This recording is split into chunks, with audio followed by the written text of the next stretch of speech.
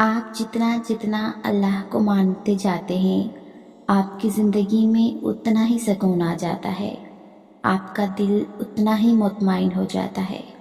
اس کا مطلب یہ نہیں کہ آپ کی زندگی میں کوئی پریشانی کوئی مشکل باقی نہیں رہتی، بلکہ وہ مشکلیں وہ پریشانیاں ساتھ ہوتے ہوئے بھی آپ مطمئن ہوتے ہیں، اور اللہ کی نظر میں ہونے کا احساس وہ آپ کے دل کو پرسکون رکھتا ہے۔ باہر کے ماحول مشکلیں اور آزمائشیں بھی اس دل کے سکون کو نہیں چھین سکتی، اور یہ نصیب ہو جانا بڑی نعمت ہے۔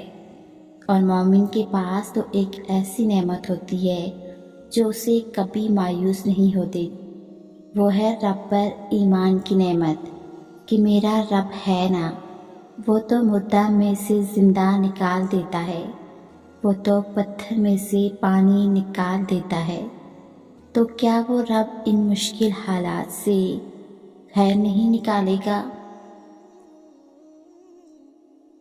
اللہ سے مانگتے رہو جو تم چاہتے ہو، یہاں تک کہ وہ تمہاری دعا کا جواب دے اور تمہارے لیے خوبصورت دروازے کھول دے۔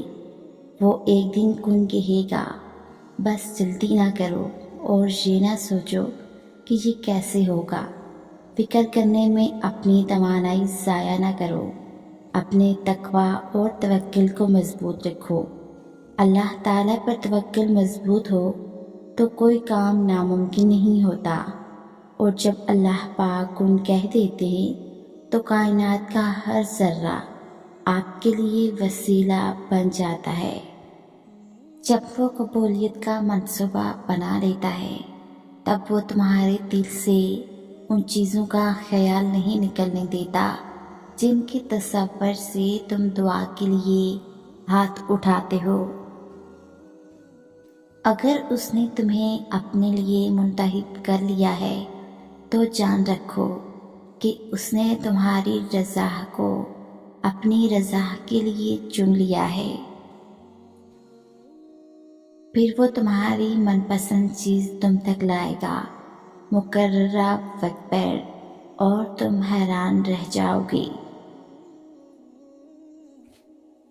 تو اگر وہ تمہارے دل میں دعا کا خیال لا رہا ہے تو وہ تمہیں اس بات کا اشارہ دے رہا ہے کہ اب بھی سب ختم نہیں ہوا، اب بھی کن کی امید باقی ہے، اب بھی وہ تمہارے نصیب کو تمہاری چاہت کے مطابق کر سکتا ہے۔